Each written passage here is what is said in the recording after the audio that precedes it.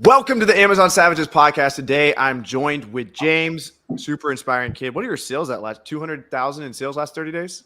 Around there, yeah. About 200,000 in sales. I guarantee you'll do above 300,000 or 400,000 in Q4 in a rolling 30-day period. I brought out the big guns for this podcast. My co-host with Miami Sellers Conference, Taylor Jones, who also is absolutely fucking crushing it at 162,000. So we got these two savages on the Amazon Savages podcast. Super excited to dive into today. And I know Taylor has an obsession with Jimmy. That's why I brought him on. No, I'm just kidding. It's James. Welcome to the Amazon Savages podcast. Hear the stories of Amazon sellers crushing it in the game and keep up with the latest strategies that are working. Sit back, relax, and remember, if you truly try and work really hard, you will make a ridiculous amount of money selling on Amazon. Welcome to the pod, guys. But no, seriously, the reason why I brought Taylor on is I know Taylor, we're both really impressed with what you've done, Jimmy, James, and I think it'll be a good vibe. And you've put in the work, and you've come to Miami Sellers Conference and slept on the floors. By the way, I really like that intro, Avery. I feel like that really sets the vibe. You like it? Especially as guests. Like if you were interviewing me, I'd be like, oh wow. Yeah, dude, I paid a lot of money for that. I probably paid way too much. Paid like $300 for him to make all those. I have one for Miami Sellers Conference too. I just need to get it edited. But I think people think selling on Amazon's easy. So I like to set the pace of it's really fucking hard, but you can also make a lot of money. And Jimmy, you're an example of that. You're FBAing crazy right now. So talk us through a little bit about what you're doing and how you got to 200,000 in sales and what's behind you and all that. Yeah, I mean, what's behind me is a Carhartt wholesale box, a Nike box from Nike.com, the sale that happened. Right now, I'm kind of just buying up. My sales are low. I'm saving for December. I want to do 150,000 in profit between November 20th and December 20th. That's kind of my goal right now. That's where I'm at. So, what do you expect your sales to be to hit that profit? Probably 6.5. Okay. There. We're working with less margin than last year. I remember last year you were operating a 50% margin. No, 25. Oh, really? December. That's still damn good. Maybe it was 50% ROI. Yeah. So no, way higher than that. It was higher than that. Yeah. You were crushing it, man. I remember hearing it. I'm like, damn, he is doing something illegal. No, I'm just buying stocks off Cole's family. Not that hard. Yeah. Yeah. So Taylor, also, I guess Taylor's kind of a new guest on my pod, even though he's been in the past. Taylor, you're at 160,000 in sales. Yes. Doing a lot of wholesale. James is actually motivating me to just maybe I need to start thinking about a little November 20, December. Dude, James just sent me a fire lead, so I'll shoot it over to you, and I'll drop it in the YouTube comments too, so everyone got to get it. Yeah. So yeah, but Taylor's been laying low for the last year, but people have seen you on social. He's getting more into the spirituality and unfuck your life content. Yeah, I've been enjoying that. But you take ayahuasca yet, Taylor? Yeah, supposedly, well, I did 3 weeks ago. Supposedly, I did. I think I did, man. It was a small amount though, so it wasn't an actual ceremonial dose, which I believe would have been way more. But it was good. The crazy visuals, man. It's whoa. But really, yeah. But in terms of I remember. I'm trying to think back. Last Q4, there was probably 3 or 4 bolos that I had that I was ripping MF, and before you were on here, Avery. I was just talking with James, and I was like, I don't know if I feel like with the Q4 bolos, I mean, 90% of the time, if you know what you're looking for, you can find something, MF it, right, rip it, get it in and sell it quick, be done. But I mean, I also feel like I have a good thing going and I just want to keep that going. And any new item that you do buy, you do inevitably take risk because yes, we have the sales data, but I've bought some stuff where you think you're going to sell 500 a month and you end up doing 200, and it's then you have stuff left over and it's what are your thoughts on that, James, you're like, screw it, man. No, I know exactly what we're looking for. Between those dates, can you give us an idea of like your strategy for those between those dates of what you're looking for and how you're finding stuff? For merchant fulfilling? Yeah, like for the money printer vibes. I'm honestly just buying everything beforehand, FBA most of it. If I do get capital back, I'm just gonna go like to the Lululemon store and buy belt bags, or go to Kohl's and buy Nike.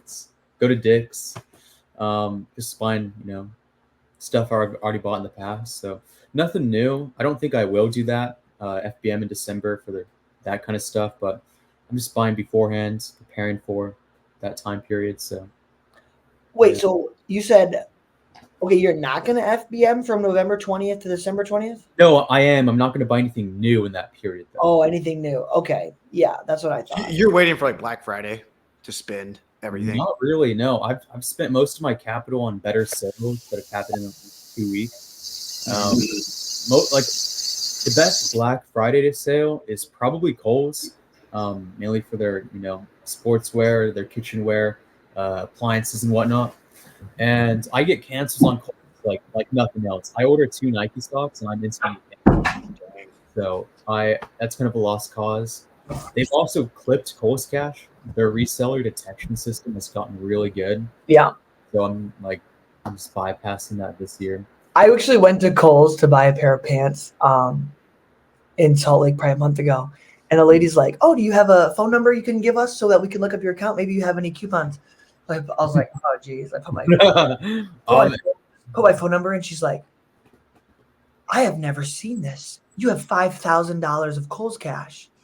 She's like, how did you do that? Well, I can't access it. It's frozen. It's locked up. Same here. Yeah, they locked it. So yeah, that's crazy. So walk us through when you first started. How much money did you have, and what type of product did you put it into, and what really allowed you to scale so quickly? So I started with a scholarship stipend, $2,000. It was supposed to be used for like food and whatnot. I decided I'd put into inventory. Amazon, $2,000. I bought. Do you know Colon Broom, the supplement? Yep. Yeah. I was buying it off the European website. If you use a VPN, you could buy it for 18 instead of 27 per unit. And so I was buying it for 18, selling it for like 69, 72 around there. That was the big one for compounding capital early. But I started off with supplements, moved into Were you FBMing that FBA? FBA, all FBA. Nice. So, That's nice. I did the same thing with Selfridges. It's like they have a bunch of makeup and stuff, and I was getting the Charlotte Tilburys, and then everyone and their mother got on it, but I was getting those Charlotte Tilburys for like 28, and they were selling for 70, and that's hard. Yeah, that's a good thing. If you guys are watching this and you have never bought from a European website, check it out, because they were letting me get 100 at an order too, like crazy high amounts. I think maybe it was 50. One of my good loops, a friend on Twitter put me on this. You could switch the country on ASOS.com to Canada, and if you buy in GDP or British pound or whatever, you could get stuff like 50-60% off with the coupon as well. So I was buying a ton of Ordinary, a ton of Nike stuff, Converse, whatnot, just pumping that. So the currency change method is really good. You just got to know which websites to do it on. So yeah, love that. That's awesome. What kind of categories do you recommend for beginners? Depends on how much capital you have. I think if you have a low amount of capital, do those one-off supplements that you can buy very light on. They'll cancel you if you go deep, but the ROI is there. Yeah. If you're starting off with a good amount of capital, maybe a few $1,000s, just dip your toes in sportswear, athletic wear, pet food. That's really good too. And then anything above that, I would still do OA, but focus more on wholesale. Try to dip your toes in there, but it kind of depends on how much capital you have. Mm-hmm. I think so. I feel like one of the breakthroughs for me I had last year, James, was, and you tell me if you agree with this, was there's a certain amount of time that it takes to review a lead, make sure the order goes through, stay in stock, all of this. And if I'm not saying going wide is stupid, If you have good systems, it's great. But I feel like to really take it to the next level, to get past 10, 20K a month profit, like you really have to find those ASINs that are moving a lot of volume. Would you agree with that? That's currently my strategy. For the past year, I've only had like less than 10 ASINs available for like not past year, past like 6 months. And I've done like 150, 200K profit months, just off, less than 10 ASINs. So I'm with that. Go deep on the fast selling stuff. And and I think that's really important, especially for beginners, because you get so caught up on the strategy, like, oh, I watched, all these YouTube videos and I found a lead, but it's selling like 10 units a month. It's like, great. Now you need like 100 more of those. It's just like it's not even feasible with your time. Going wide only works if you have VAs, in my opinion. That's how you truly scale, by going wide. If you're going deep, it's easy to do that with one person. Yeah. You know what I mean? So I try to like look for the good deep leads and go for those, but sometimes I go wide, depends. So making that much profit, why are you still so labor intensive in your own business prepping? What's your thought process behind that? I don't know, to be honest. I genuinely enjoy like blue collar work. That's where I get fulfillment out of life. Just working my body. Yeah, I mean, I'm kind of my mindset right now is building a nest egg for life, keeping my margin as high as possible, building that nest egg, and then really doing something with that, at a bigger leverage scale. So that's kind of where I'm looking at now. But what's that look like? Talk us through that. I would love to get into coaching soon. Like I know I could get someone to 100K a month, in sub 3 months. It's not hard. Spending that on, whether it's ad spend or something like that with coaching. I want to get into DTC. There's a lot of supplements. Supplement companies pop out of nowhere and they start printing money just by running like really good ads, ad creative. And that's something I want to try, doing DTC, maybe private label. Taylor was telling me about his private label, got me inspired a bit. Yeah. So maybe endeavor in that. Why do you think you haven't started coaching yet? I feel like you'd make a great coach. He's too busy prepping and packing. Yeah, no, the thing is too, like even when I have time, I'll start like recording the videos, setting up my funnels and whatnot, and I'm sucked right back into my own business. Yeah. Because it's more fun for me. I just like building my own stuff. I just want to scale my Amazon business.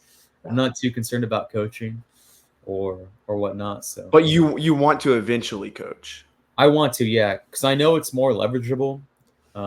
Let's be honest, it'll make more money than my Amazon business.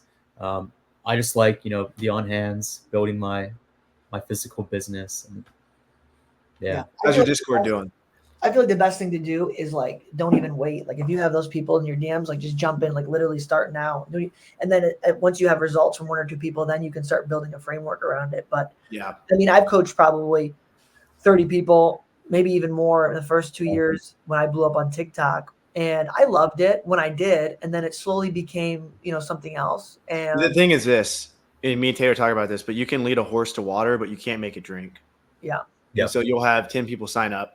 They'll pay you $3,000 a piece. You'll guarantee them 100K in sales, and you'll give them the blueprint, the roadmap, and they literally won't do it.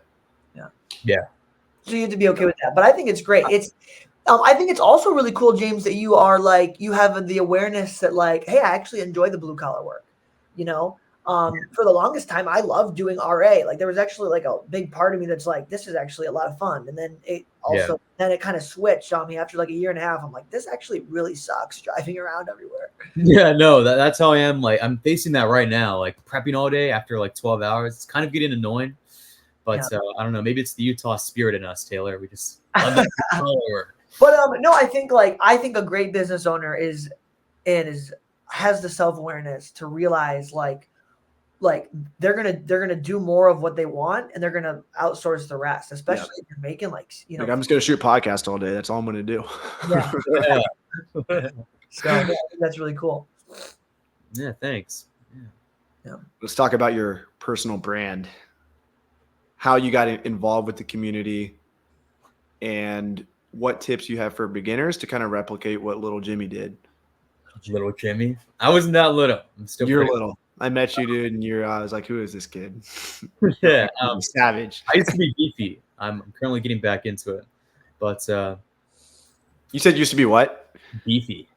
I used to Beefy. be big, dude. I played football. Well, senior year of high school, and then I did boxing for a year. But Oh, you boxed?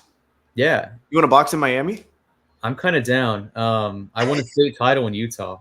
So for boxing. You said what? I won a state title in Utah. Did you really? Yeah. Holy shit! So Dude, after In 1 year. a lot of bad shit happened in COVID, and I just kind of like took out all of that on boxing. Like I Wow, was dude. just boxing Dude, days. we're getting boxing gloves and we're going on the beach. And I want I'm you. down. I Yeah. want you. And who do you have beef with in the community? Who do you just fucking hate? Taylor. Oh, that would actually be a really good match. Let's No, go. let's get no MMA boxing. gloves. Let's I do have this. Go ahead. We'll get MMA gloves, put them on, and Taylor can try and take you down, and you can try and knock him out before he hits your legs. Dude, I'm down. I feel like boxing gloves would be better though because I don't know, MMA gloves are like it's like basically the same thing as like a real punch, or is it got enough? I've never really boxed before. I've never really like It sparred. doesn't hurt as bad as you think it would. It's kind of not fun to get hurt, but you feel good after getting hurt. Like, you know what I mean, Romer? You kind of like feel like you took that. It doesn't like Yeah. getting punched in the face really doesn't hurt that bad. Like your Yeah. skull and your head is actually really strong. But it is like annoying. Well, it's not. It's kind of sore, if you know what I mean. Like it's a sore punch. In the moment though, if like you're truly like worked up about it, or like not worked up, but like if you're like taking it seriously, you don't feel it because You don't so feel much it. Yeah. adrenaline in your body. Yeah. No, I know exactly what you mean. All right, guys, let us know. What do you want to see for the sparring at MSC? Yeah, I got a few people in mind. Like I love it when people have beef. Like Warner and Michaela, I'm gonna have them duke it out. No, I'm just kidding. They have Dude, that's old, bro. That is old. Oh my I had them. They're both such good people, and like I just had them like at the restaurant Friday night. I was like, just help Yeah. both of them. Like you guys are both good people. What the fuck's going on? Why do they have beef? Because basically Warner was like, you're partnering with someone who's a Automation. scammer, like an FBA automation type thing. And then Oh. she was like, it works. I don't know. It was something like that, but I trust both of them. Yeah. We'll drop her automation. If you guys want to sign up for Amazon automation, no, just kidding. Dude, I feel like the concept of automation is so cool, but it's like I tried that shit, dude. I had what? I got past 4 people, and I'm like, dude, my whole system just fell apart. I didn't have enough good leads, you know. So, but I mean, I'm sure there's some people out there that make it work, but I feel like they're few and far between. Mhm. Yeah. Yeah. What does a nest egg look like for you, James? Like, what do you need? I keep going back and forth, James and Jamie, but you have James on the screen, so I'm gonna call you by James. What does your nest egg look like? Like, what number do you have in your head to be like, okay, if I have this number in the bank, I never have to work again? Well, I'll always work. That's just a part of me. Right, but you don't have to work. Probably 1 mil liquid. I want to achieve that hopefully by next Q4. But That's yeah. nice. I'll only get there though with coaching. If I start coaching, I can get there. So Yeah, because otherwise you have to keep putting it back in the business. yeah. So hopefully 1 mil. After that though, I just want to keep scaling that. But 1 mil is pretty comfortable. So Yeah. yeah. And how do you manage cash flow right now? Like, how much do you like? How do you calculate what you can pull out? Are you leveraging credit? Kind of walk us through that. I don't manage it. I just spend my money and get my money back. And then I just well, let me think. I spend personal expenses on either my credit card and pay that off with cash back, or just out of the business directly and just reinvest all profits. I'm just scaling right now. That's my sole focus. So Cash flow is hard, man. I feel like at scale, that's probably one of the biggest problems you run into. Yeah. Even like last month, like this year, since I've been in business, and I'm on my 4th year. This is the first time ever I went a whole month and didn't buy anything, just because I had so much credit card debt, you know, and I had so much money tied up in inventory. I'm like, I just need to take this cash out and pay this debt off, you know. And within that month, I probably paid off like $120,000 of credit card debt. that's fire. Yeah. So, but I mean, I manage my cash. I have a accountant that shows me monthly statements and whatnot. on, actual profit, but I just pay myself directly from the business, reinvest. And Yeah. Do you have any warnings, James, maybe for someone that's, maybe doing 5, 10K a month? They're just getting in the business credit going. They're building some momentum. They got some crazy bolos. They're about to make some crazy money. Any warnings or any like big mess ups that you may have made that you can like cautionary tales for people that like, hey, if you're scaling quickly, be careful of this in regards to cash flow or anything? I wouldn't over leverage yourself too much. I think it's fine a bit if you play it safe, buy safe brands, products from brands, but don't over leverage. I'm trying to think of anything else. Just buy from legit suppliers, I guess. I bought once from Telegram and got screwed and lost like 15 grand. Damn. Nothing happened from it, but Yeah. you just got to keep rolling with the Did punches. you put it on a credit card? No, I wired. Ooh. So, Yeah. Well, there was hype around it. There was people, gurus buying from them, like, this person's buying from them. That one's buying. So dip my toes in, give it a try. And Damn, sucks, dude. didn't work out. But How long ago was that? that was in February. It took them 3 months to ship it, and they shipped it. Only half of the inventory arrived at Amazon. Came refurbished. So Damn, dude. don't buy from Telegram. Yeah. I thought it was legit. I thought it was fine. I heard a lot of them Telegram groups were selling some stolen goods too. That's pretty much most of the, like, I would say anything in California, it has a very high likelihood of being stolen. So don't buy from Telegram. Yeah. Even with my supplier that I've been buying from for 8 months, I still put everything on a credit card because that way I can charge back, What credit card do you use for that? Dude, Amex limit. I have like 7 business cards. I got the 2 Chase cards, 3 Amex cards, but Amex limited me on all of them. So I only got like a 40K between all 3 cards. It's terrible. Oh man. I got 2 Chase cards, 3 Amex cards, and then I think like an Amazon loan and then like a line of credit. Nice. Yeah. That's sweet. Yeah. I have just 4 business credit cards and then a 175K Amazon loan. Nice. Dude, it was funny. So literally 2 days ago was like, or yesterday, I think was the day that my order was due with my supplier. Like once a month we place an order.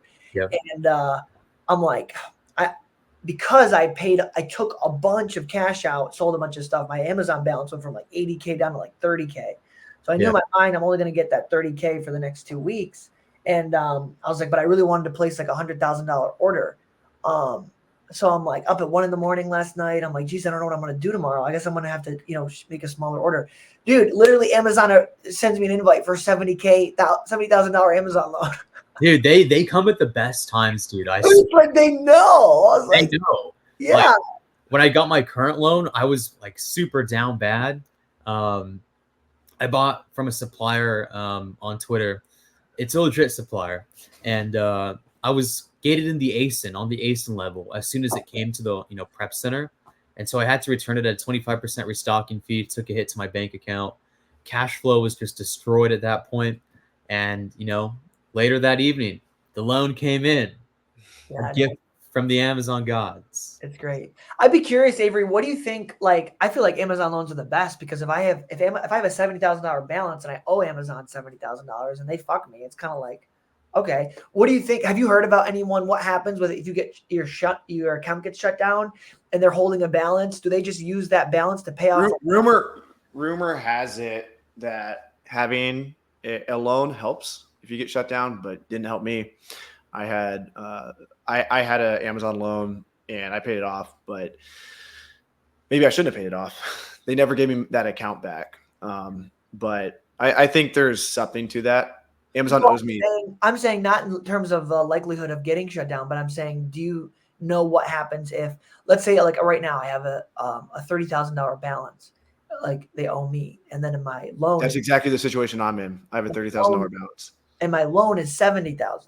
So what I'm saying is like, if I got shut down right now, what would Amazon do? They would hold my balance and use that to pay off the debt and then come out. I think they might be able to do that because they require like the loan and the bank have to be like the same, but I honestly don't know. Okay. But that's interesting. Yeah, Amazon's holding $30,000 from me right now from my shutdown this summer. So man, Currently working on that. I'm trying to find a company that'll help me, but apparently like they do pay it out. It's been 90 days, but apparently they'll pay it out like a year if nothing happens. So. Yeah.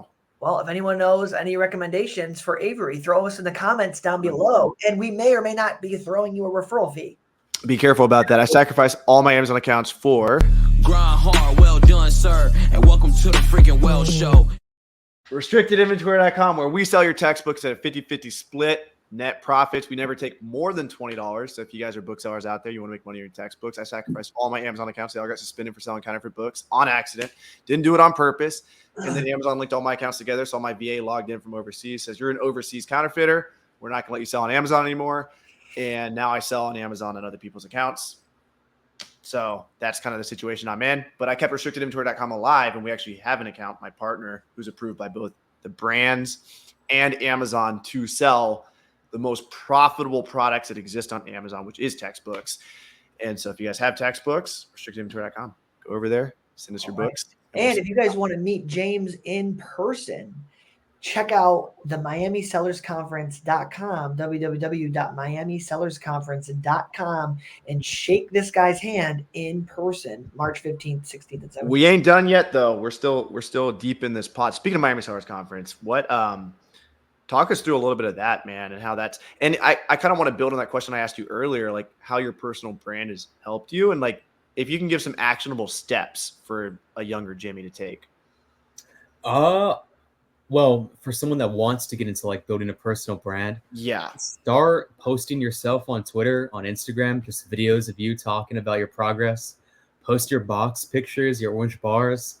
Be careful though, because there's a lot of storefront stocking out there, and I think it's important for beginners to know, they might start really small and like be posting a few niche items, but they blow up a few months later. Somebody's going to remember they posted that Xbox or whatever product they're selling. And then if you're really good storefront stock, you can go back and find the original product. Look at the Keepa historical offers. Maybe don't tell people that, Avery. Well, Flips for Miles and Warner Field. Clip that out of this podcast. Popularized it. It's love it or hate it. Funny enough, like the developer for SellerAmp, and I'm like, dude, you guys created this great tool for storefront stock and blah, blah, blah. I can't do his accent, but he's like speaking to me in his accent. He's like, I actually think it's a little bit dirty, the storefront stock. He's like, I don't like it. And I'm just like, I'm with him. I'm like, dude, your tool's become like, at least that's what Miles and Warner kind of popularized it, like storefront stocking. And it's like, it's just kind of funny. But anyway. It's kind of dirty. A dirty tactic. Dirty. That ain't good. Al was a cool guy, man. Meeting him at Miami was pretty cool. Yeah. And ASD. Yeah. They're going to sponsor us this year. They're like actively following up with us, Taylor, for their sponsorship position. That's so sweet. I'm talking to Be Cool tonight too. Be Cool for the sponsorship spot too. If you guys want to sponsor Miami Sellers Conference, hit us up. We're still looking for an account shutdown specialist, reinstatement service. Get my mom's account back up. I don't even have faith in my own accounts getting back up anymore. I've accepted it. I'm selling on other people's accounts. But my mom does not deserve her account to be shut down just because I'm her son and I did some bad things. So if anybody out there can help get my mom's back or get my $30,000 balance, both of those would be huge victories I can share with the community. Yeah. We're also looking for potentially a business credit funding expert. If you guys work with people for business credit, hit us up. So Jimmy, you said post boxes. I warned about storefront stocking. What else have you done? Like, how did you get to the point where you were invited to like that little Pennsylvania meetup? With Miles? Honestly, just getting myself out there. Miles added me to a group chat of like probably 30 different sellers, FBA crew. As you guys know, that's an OG one. Yeah. And we kind of talked in there. Kind of, I met Billy and my current roommate Andrew, and we kind of just, sourced together and then decided let's make a group chat with Miles, Garrett, Jake, Andrew, me, Billy, and Tony, and Charlie, and decided, let's meet up in PA. Let's see what's going on after Q4. And we invited you out, Romer, invited a few other people out, and had a good time. What's up, Taylor? Miles like, we should have invited Taylor, and Taylor was super butthurt he wasn't there. Not me. Really? Yeah. Oh, we'll invite next time. Hey, Taylor. We're doing a lot of events next year. Really? Obviously, we're focused on Miami Sellers Conference, but I was just talking on the last pod. We should do a Mexico City trip. Taylor, even if it's low key, 10, 15 people, get them out there. Me and Taylor, we're going to be doing like a breakthrough type event where we help you break through whatever the fuck you're going through in life. It'll be still business centric, but it's gonna be really good. We're super excited for that. Probably Do a Zion's trip. Keep it cheap, keep it gorgeous. Go to Zion's. What? Go to Zion's. Zion's, a big cabin down in Zion's. Ooh, that would like that or in the we summer. could go out to Taylor's property. Yeah. My property. I have a property. I got an acre of land. I wouldn't call it a property. It's a freaking parcel of dirt right now. Where is it, Taylor? It's in the middle of the desert in Arizona. Where in Arizona? Let's see, 30 minutes north of Williams. Where's Williams? 30 minutes west of Flagstaff. Okay, gotcha. Flying to Flagstaff, it's an hour north, right near the Grand Canyon, 30 minutes from Grand Canyon. I'm going to put some fucking shit out there, like little tents or some structures and some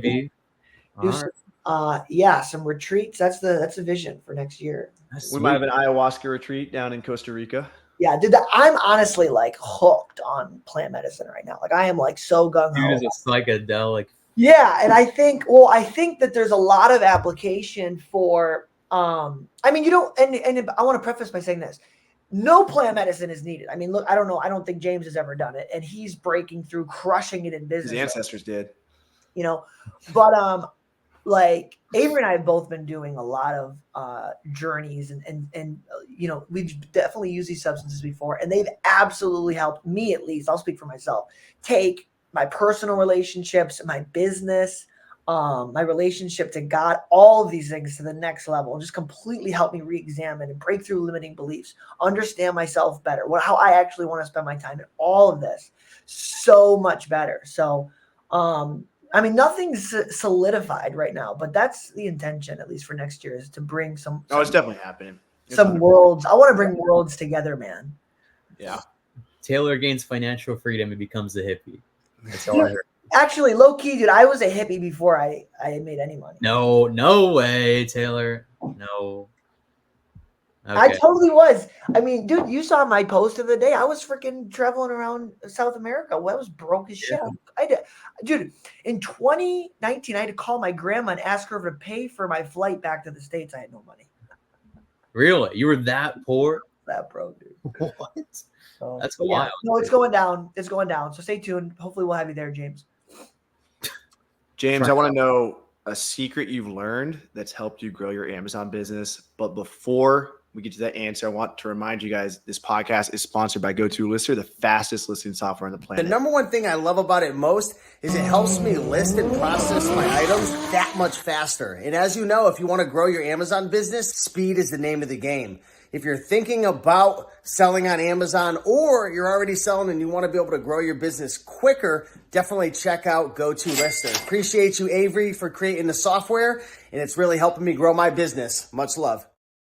And remember, for all my OA people, you see these bars down below us. See if I can rearrange this. We do have profit reports, and pretty soon we're gonna have net profit reports. We also have a mobile friendly view for all my OA people, and you can use this. I use it for my wholesale business, online arbitrage. It's the fastest listing software. So if you're using like a bunch of different SKUs like Booksellers, it's optimized for speed. And we have a roadmap of so many features coming, probably a seller AMP integration. I'm talking with Be Cool tonight. So we may even get a repricing integration in there in the next few months. So we're actively working on it. And yeah, so GoTolisst. Back to the pod. Baby. I like GoTolisst because it helps me calculate my average sales price. And it has a really nice like dashboard. You log in and just really nice. And it's only going to get better. Like in the next couple months, we're going to have restock notifications. So items you need to restock based on your profitability. Like Amazon tells you to restock items you shouldn't. GoTolisst is going to tell you restock items that are actually making you money, and GoTolisst is going to know what you've listed, and pretty soon what's inbound to your prep center or your house, because you're going to. I'm most excited for the inventory evaluation because I do everything in a spreadsheet right now, and oftentimes I don't know. Like maybe I'll have like 4,000 units in Amazon, and then I use my average sales price to calculate what I think that's worth roughly. But I think it's going to be really cool when you guys get the inventory evaluation. I'll be able to know exactly to the dollar how much inventory I have, which is going to be super helpful. That's gonna be big. Yeah. Biggest secret, Jimmy. I have a lot of them. The one I've been using the most recently has to do with FBM. I've been tweaking my FBM template a lot recently, and what I've discovered is you can sort the shipping methods by hierarchy. So for mine, I think it's UPS 3-day select, then UPS ground, then this is for over a pound. UPS second day, and then UPS next day. And basically, Amazon's going to tell the customer the delivery date based on the top shipping method you have in that hierarchy. So for me, it's 3-day. I buy UPS ground though. I take my stuff either in a car or a U-Haul directly to the distribution center here in Eugene, not through a pickup or the store, because then it has 2 more steps that it needs to take to get to the distribution center. So if I take it to the distribution center at night, it will arrive a day earlier than UPS ground says it will. So it arrives to the customer on time, and I get more buy box because my delivery time to the customer is a lot faster. Yeah. So I've been dominating the buy box on like a lot of listings, selling above buy box by a good amount. FBM too. It's pretty wild. So Taylor's he's about to go tell Tiffany to do that. Hey, it's Jen. Tiffany left me a year ago. Taylor had a VA. You have to drop it off late at night or the day before, because your ship by date on Amazon will be the next day.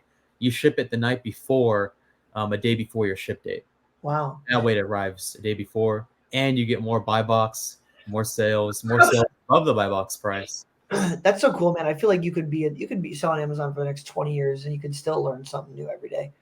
So wait, does the actual delivery, does Amazon, obviously they integrate with UPS to get the tracking. Do they care if it says it was delivered earlier? Are you saying that they prioritize that, or you're just saying that you don't have complaints on the? So I think I have one or two complaints on my storefront about it being delivered late, but my on-time delivery rate is 90-something%. It's pretty high. Well, no, Avery, the Amazon's tracking. They see when it's been being delivered, and it's being delivered before the estimated date. Mm-hmm. They're prioritizing him in the algorithm better. Right. Yeah.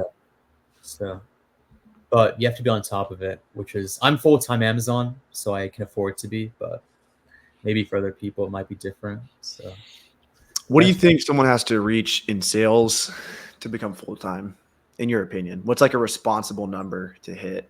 Probably 100K a month at least, and be able to do it for at least a year or two. You have to be adaptable. You have to pivot because your loops may get burned. Websites may cancel you.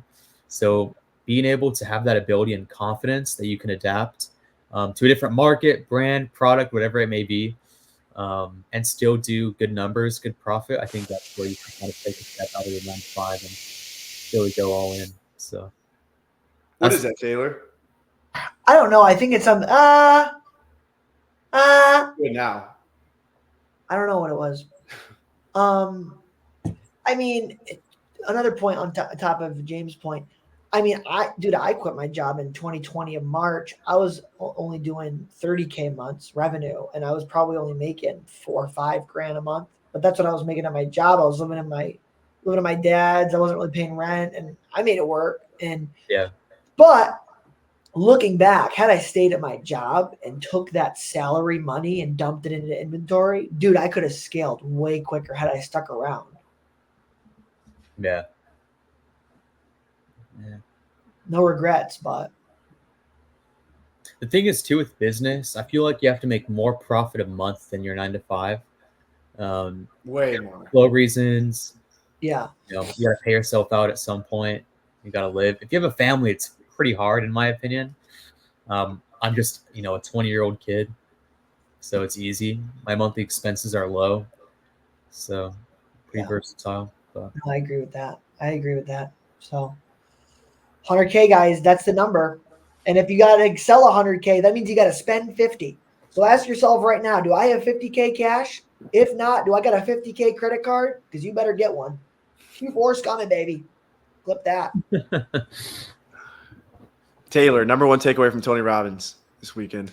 I'm in complete control of my state in any given moment. If I'm angry, I'm allowing myself to be angry. If I'm depressed, I'm allowing myself to be depressed and feel bad for myself. If I'm unmotivated, I'm allowing myself to feel that emotion. Now, that doesn't mean that we're not ever allowed to feel sad. And if we get sad, we should be terrified and like, oh my gosh, what am I? No, it just means that we should be able to pick up on it faster, have an awareness around of it, and then immediately shift out of it by changing our physiology. Can you show us how you do that? Yes! Yes! Make a move! Make a move! Woo! Make a Yes! It unleashes you! I own you! Right? And then from that elevated state, now we can deal with the thing that may be causing the sadness to come into our life. For example, maybe you have a cash flow crunch and you're really struggling.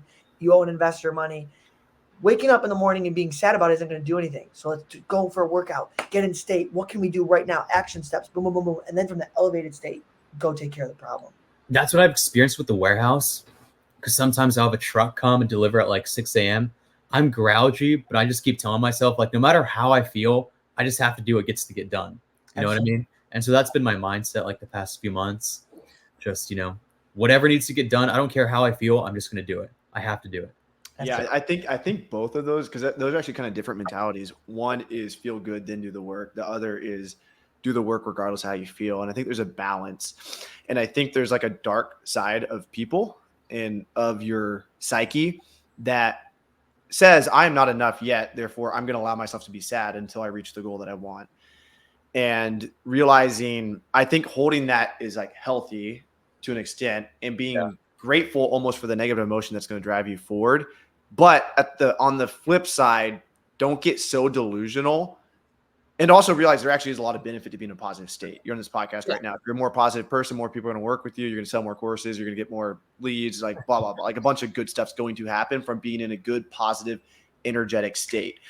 But at the same time, you might be depressed or sad or whatever, and you can actually use that as a driving force to keep you going forward. But I think it's important not to get all poopy pants about your life and shit, because the reality is you have 2 lungs, you have a heart, you're breathing, you're alive. Maybe your parents are alive, maybe they're not, but I guarantee you somebody in your life that you at least like is alive, and probably many people that you love and love you are alive. And kind of like realizing that, because if you were taken to a world where everybody was stripped away from you, killed, and your legs were gone, and you were on your deathbed, if we put you in that world for one day and then took you out of that world and put you where you are now, you would be so fucking grateful for everything you have. And so I think there's legitimacy with both of those. I think personally, this just came to me now. I think all action should be taken from an elevated good state. The only real benefit that you get from being in a negative state is allowing yourself to have an awareness of a new standard. If you're depressed or sad right now, there's something in your life that you don't like. Raise the standard, then change the state and go get it. Mm-hmm. Yeah, agree. That's what Esther and Jerry Hicks, God bless their soul. Everything that you do, if I'm afraid of something and I go take action out of that fear, it creates more fear. But if I focus on joy and take action from joy, it creates more joy. That's what they say, at least. I like that quote. Yeah. I was thinking about it. Like if you're scared of doing something, but you do it anyway, are you scared? Because I look at it as like one definition of being scared is not doing the thing that scares you. So if you're scared to go salsa dance with a really hot girl and you don't do it, okay, he was scared. But if he did it anyway, but that's actually he conquered the fear, so he was courageous. So exactly. You're taking action out of courage, not fear. To take action from fear would be to not do the thing. Yeah. That is an action in of itself. So yeah, and it's like if you're not motivated to work, but you do the work anyway, weren't you kind of motivated? Weren't you motivated? You did it anyway. So even though you didn't have that feeling inside that we call motivation, like if you looked at 2 people, like I look at one Jimmy who's like prepping all the orders, doing everything he should be, being nice to people, everything he knows that's going to grow his business. And then another Jimmy who actually feels like he should be doing all these things. He's really motivated, like, hoorah, I'm going to do it. Yes. But he doesn't actually do it. Then I would look at the Jimmy that's actually doing it regardless of, his state. And I would say that Jimmy's motivated right there, but that Jimmy's not, even though the other Jimmy had the internal, I don't know. Like, I think kind of like looking at the actions you do in life and defining these things like motivation, fear differently based on like, what did you do? I think it's an interesting frame to look at the world. Yeah. Well, I don't think the Jimmy that's actually doing it is not motivated. I think he just does it because that's what he has to do. Which I would say is almost motivation. Like if I just look at him. Well, that might be motivational to you, but to Jimmy doing it, it's just what he's doing. That's just part of if I'm like a scientist and I'm looking down on Earth and I'm looking at that version of Jimmy, I'm like, I don't know how that Jimmy feels inside, but looks like he's like motivated. I'm gonna call him motivated because he keeps doing. What if I'm super depressed doing the work? You're still doing the work. So I I would say because you're doing the work, you're motivated. You're able to overcome that. It's like being courageous when you're scared. I feel like this whole conversation, it's a great conversation, but it's also very complex because there's so many layers to it all. There's so many layers because there could be one person that's I'll give you an example. Like, imagine if I was still doing retail arbitrage in my 4th year in business. And I'm telling myself every day, I don't want to do this, but I'm doing it anyways. Nah, I'm like, I don't want to do it, But in my soul, there's this awareness that knows I could be doing something else, even better, bigger, and having free time. And, so like it's very intricate. Like there's, I'm not saying that to do things when you don't feel like doing them doesn't matter. Of course it does. But it's like, I love how far into the weeds we are right now. Yeah. I think you're throwing a lot of things in there, but I think what you're talking about, Taylor, is like the art of fulfillment. Yeah. Feeling fulfilled with the work you're doing. And if you don't have fulfillment through the work you're doing, you either be more fucking grateful, you ungrateful fuck, or change your life and go do something different. Yeah. But at the end of the day, you can always be grateful for some things. Yeah. Your heart's James, let me ask you this. You're in the beautiful Oregon, Eugene. I love Oregon. Do you have any free time that you're taking for yourself for recreational activities right now? Or is it all work? Oregon. Is it Oregon or Oregon? Oregon. I say Oregon. Maybe it's a Utah. There's so many freaking amazing things out there. What do you do for fun out there? I like to go hunting. I took a pretty girl to Airbnb for the weekend. Oh shit! We're gonna put her up on screen here. Drum roll. Send us that pic. I don't have. She doesn't have social media. Oh, she's a keeper. Maybe we'll see. It's your hots. Yeah, I go hunting or target practice a lot. I'm part of a frat, so I just go sometimes to the frat house. Oh yeah, I didn't know that. That's pretty cool. Hang out there. James, we need to go shoot together in Utah. I'm down. Yeah. Okay, let me show you what I just bought. It's an IWI AR-15 with a little red dot sight.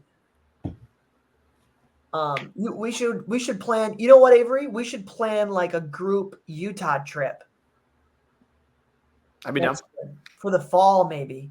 Yeah, I think getting like these low maintenance trips, like Miami Sellers Conference, obviously logistically a nightmare because we have to get all these speakers in.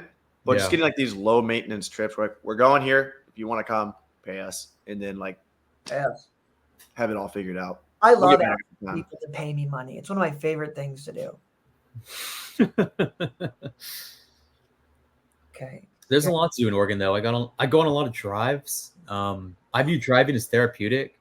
So after a long day of work, I'll just go, drive along the coast or through the mountains. I love that. Actually, Avery, when we lived together, that was my go-to. I'd be up late, 1 a.m. Yeah, I gotta get the fuck out of this house. This guy's freaking me out right now. I'd go at 1 or 2 in the morning, and I would drive around the perimeter of Miami for just an hour. Yeah, that's what I do while I'm yelling at Indians in my room. Dude, that was my go-to, man. It really was. I would stay up when we lived together. I would stay up till 4 a.m. working, building GoTolisst, the first version of it with Indians overseas. Dude, I remember you freaking yelling. I don't know if I'm not supposed to show this on the internet, but I don't care. That's my gun right there. That's sweet. Goodness. Looks a little foregrip on it, dude. Yeah. I love guns. I moved to Utah and love guns. So yeah, let's do something. Let's go shoot. Avery, we never got to shoot. Did we go shooting when you came out? Nah. It was closed that last day. Now we have another reason to go do that. I love Oregon's got the forest, dude. Have you? You've been to Oregon, right? Yeah. Dude, the trees there are the pine trees are like the biggest. It's the most magical forest. They're gorgeous. Yeah. Yeah. Crazy. Went to my first library sale in Portland. Really?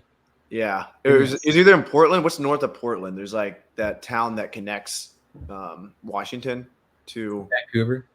I think it was Vancouver. Yeah. And Reezy Resells told me about library sales, booksalefinder.com. And so I looked it up. I went to this gymnasium, had all these books for sale. And I'm like, holy shit. Like this is only spiritual books? Spiritual books? Yeah. All types of books. You're in Portland, family. I was just zoned in on like scanning as many books as possible. So I went like, my heart was racing. I had so much anxiety. I'm like, holy fucking shit. Like I've never had this many resellers around me going after the same product. And so I'm in there and I'm scanning the books and I see this cart on the ground. I'm like, let me scan the books in that cart. So I start scanning. Every book's green, $20 profit, $40 profit, $100 profit, $10 profit. I'm like, holy shit. I took all of them, put them in my box. Halfway through, I'm like, I actually walked away. And then I'm like, oh, I have a box of books here. Maybe I should hide this. And I was like, oh shit, I just scanned somebody else's books. That's why all the books I got were profitable, because I was scanning somebody else's cart. And I look over and there's this lady looking at her cart and she's like horrified. And I felt so bad. I'm like, I'm so sorry. And I just gave her all my books, even the books I found before scanning her books. I just gave her all my profitable books and then moved on. Oh my God. That was my first library sale experience. That's fire. Dude, I am so glad that when I was doing RA, I never really ran into people, because library sales, it's like all the resellers agree to come in one room and just be super competitive for 1 hour. It's very intense. I hate that, honestly. Yeah. Because I'll tell you what, I loved going to the store and just taking my time, and like it was actually an enjoyable process. I remember one time I went with Jameson, and it was, I don't know why, but it was the first time. So a year and a half into business, we decided to take a road trip across half the U.S. And then one of the Walmarts that we go into, there's only 3 of this like expensive video game left. Jameson goes over there, he sees it, he goes to get a guy. By the time we get back to the video games, there's another guy there who's asking another employee for all 3. Jameson lost his shit. Well, I was here first. And I'm just watching this go down. I was like, holy crap. Like, this is like, he's fucking heated right now. And he ended up taking 2, and then Jameson only got 1. Jameson was so pissed. And it really affected his mood for the next 3 to 4 hours. And I'm like, damn, dude, like there's plenty of stuff. I hated that concept though, that like we need to fight. Like I knew intrinsically, I'm like, there's enough shit for everybody. Like just give it and move on. Yeah. I hate that. That's the thing, is like you can choose for this to be a positive sum game or a negative sum game. Negative sum game, you're competing with everyone else and there's only as much product that exists and you need to fight for it. That is true in some ways, but it's actually a positive sum game if you network with resellers, share leads. Like you can actually kind of partner with all your competition. Flip it on its head. Yeah. Yeah. And that's actually the truth, is it is a positive sum game. Yeah. Yeah. No, yeah. When is an example, James, where you have used the power of your network to take your business to the next level? My current roommate, Andrew. Living with an Amazon seller is probably the best thing you can do for yourself. Did I meet Andrew? Was he out in PA? Yeah, he was. Okay, yeah, redhead, right? Yeah, redhead, yeah. He's awesome. How's he doing? Good. Still pumping Amazon. Nice. I'm doing the same thing right now. Yeah. But we share leads, you know. I imagine. It'd be hard not to. Yeah. Just walk in the living room, take notes. Yeah. Well, no, we both have separate warehouses. So Okay. yeah. That's cool though. That's a big plus. That took us to the next level, I think. So that's probably the biggest step forward. Especially when you know that person that you're sharing with is actually doing the work too, and they're finding their own shit, and you can both like now both of your businesses are going up. Yeah. All right. Well, I got wrestling practice, boys.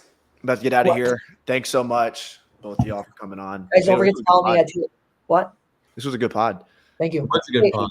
Thanks for having me on, guys. Hey, thanks for coming on first, James. We really appreciate your presence. We'll see you in Miami. If you guys want to get your ticket now, the lowest price possible, it'll be www.miamisellersconference.com. Grab your ticket now. Don't forget, follow James at Jimmy FBA on Instagram. Follow me at TaylorJones_official on TikTok and Instagram. And all the links to these socials will be below, guys. So go give them a follow and listen up real quick. Be quiet, guys. Miami Sellers Conference. Commit to expanding your network by the best Amazon event of the year. Visit MiamiSellersConference.com today to save your seat. Miami Sellers Conference. Commit to it. Okay, there it goes. That would be much more lit if I just need to get like the music in the background and stuff. Remind me to do that, Taylor. But I need it to be like this. Welcome to the Amazon Savages podcast. Welcome to the Miami Sellers Conference. And Jimmy, rumor has it Jimmy might have a little panel or something. So I'd be down for that. That'd be fun. I got some good sauce to share. Salsa? Sauce. Heck yeah. Game to put people. Man, go give Jimmy James a follow.